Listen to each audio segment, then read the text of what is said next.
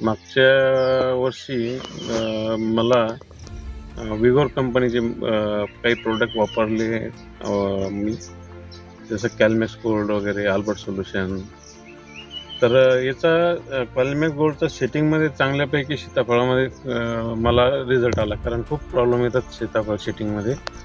तर मी ऐन सेटिंगच्या पिरियडमध्ये त्यांचा स्प्रे घेतला, तर ती जवळपास 1 टाईमच्या आसपास सगळी सेटिंग झाली आणि त्याचा चांगला रिझल्ट मिळाला. त्याच्यानंतर मी साईजसाठी त्यांचं अल्बर्ट सोल्युशन वापरलं मी.